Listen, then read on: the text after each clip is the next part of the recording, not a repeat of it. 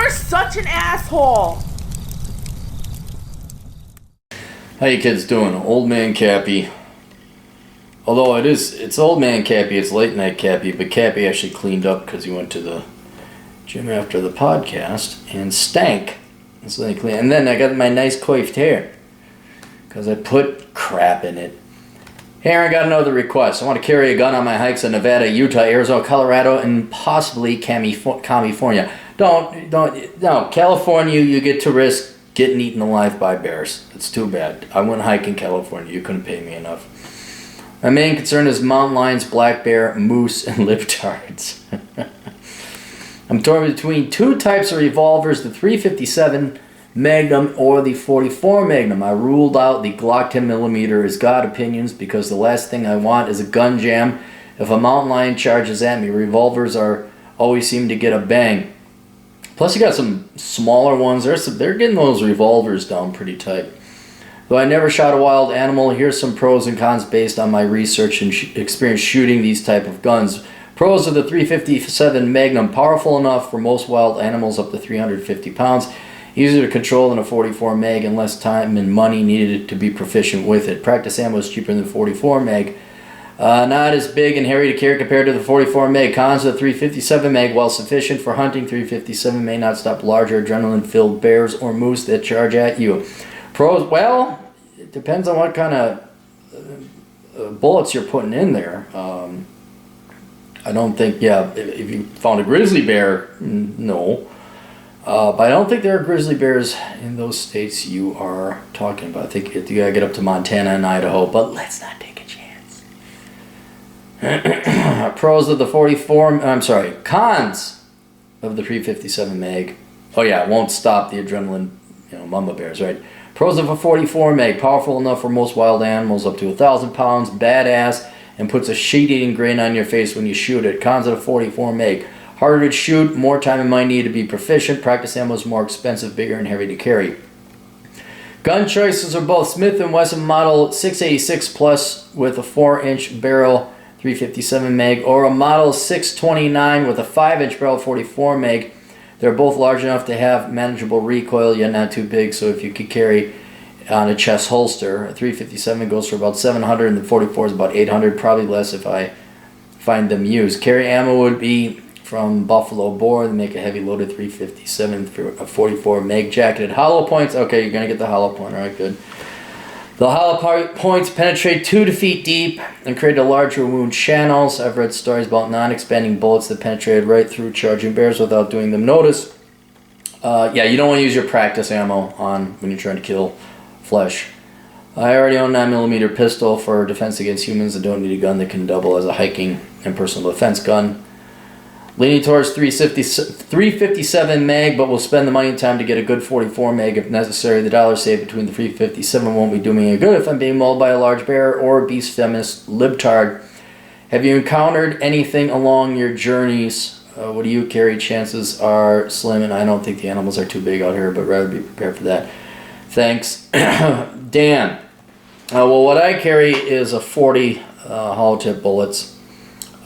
Which is not enough, actually. I really ought to upgrade to something. I was thinking a snub nose, but because I don't want to have the weight either. But I haven't ran into anything. And the reason I haven't ran into anything is what I'm also going to recommend you do is do what the millennial kids do on the hiking trails, even though there's no animals around. Bring a loud audible speaker so that you can share your shitty fucking music with everybody as you hike up and down the heavily trafficked in and out human trail. Don't use any headphones. Oh, I wish I had my headphones here. I could show the millennials what it's like so that they could listen to their music and other people wouldn't have to listen to their shitty music. But you see, it's all about them. They want you to know that they're there because they got nothing else in life. Anyway, that's one thing I would recommend you do is when I go on trails, I know there's no animal threat on. I know there's other humans. I always got my headphones on. But if you start getting into, and I also asked you how far your hikes are going to be. You said, oh, they've been 2 to 5 miles and very popular. But now I'm thinking about going camping 3 to 4 nights. Oh yeah. Now you're definitely in in animals territory. So you're going to want to scare them away. This is why a lot of people have bells on their hiking sticks.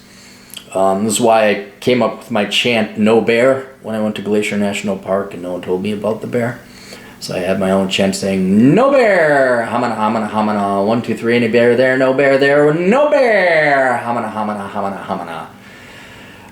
What I would do is get a portable speaker, make sure it is charged, and just play good music or podcast, and so it's loud enough the animals will hear it. That would be the number one thing I would do. Then what else? I had other questions. One, how strong you were and how tall. I've been doing well-known populated trails that are 2 to 5 miles. Now I want to do longer, more difficult trails, even camp out a night or two. I'm 6'1", 190 pounds muscular with less than 12% body fat and lift weights 4 to 5 times a week. My cardio is horrendous in the winter, but that'll be changing and the weather gets better. All right. You're a big enough, strong enough boy that the extra added weight of a 44 will be fine. You're also a big enough, strong enough boy that the additional kick on a 44 Magnum, I don't think will be that good. All that being said, if you're going to go with a revolver, with either of these, you don't have that many bullets. And I know you're like, oh, I don't want to do semi-automatic because those are they're not semi-automatic. Clary, what the hell? It's late. The cocky guns, whatever, I forget. Pistols. Thank you.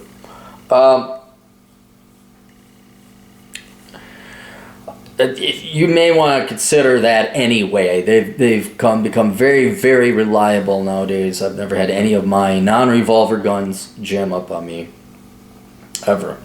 But you are going to want to practice moving targets, and you're going to be, God almighty, if a mountain lion, the good thing about mountain lions, when you want to shoot them, is you don't have to worry about that because you're not going to hear them coming. They will attack you.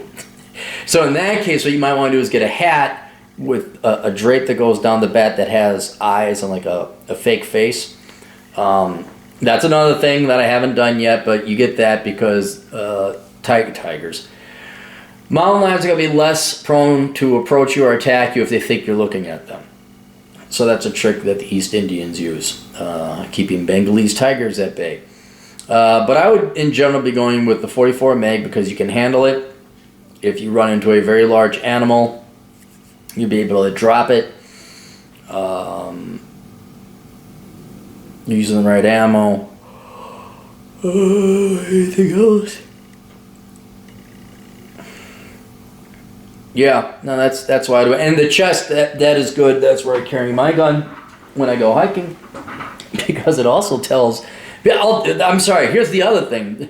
The biggest threat that I've ran into has been other people. Not that people are mean or going to threaten you on the hikes, but you're going to run into like a lot of drunks and hicks. That's the main reason that you're going to be carrying a gun out there. Certainly the animals, but you get into the hoo-dang, diggly-dangly, what are you doing here? And, you know, Jessup hasn't gotten fucked by his cousin in a long time, and that's why you carry guns in Wyoming. So you got your right there, easy to grab, also protects you in case you can't get to it in time. So good to have a chest holster. But yeah, I'd be going with the 44. It'll drop pretty much anything you want, assuming you could control it and you practice with enough. You're splitting hairs. Oh, it's $100 extra and the ammo costs more. Dude, go work an extra shift or something and buy yourself an extra box of ammo then, all right?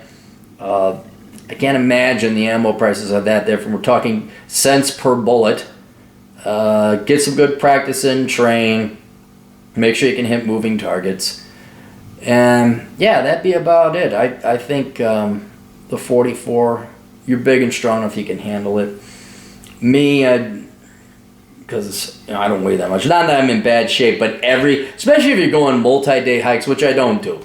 But if you're going out into the backcountry for 3 days, you got to carry water, backpack, and an extra 2 pounds you'll feel. Especially at the end of the day, and then you got 3 or 4 more days to go, and it's just you want to pack as light as you possibly can. but I still wouldn't chintz on the 44. And I would bring a good quality loud speaker. Not that you want to blast your ears out, but loud enough that you can hear, but then also keep the animals away. That's the main thing, is they'll hear you and they'll go away.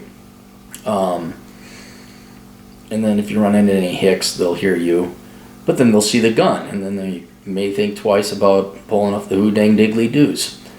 All right, that's it. Questions, answers, assholeconsulting.com. Now you're making me feel ashamed that I'm a hypocrite when I go hiking with my pathetic 40. We'll see you guys later. Toodles.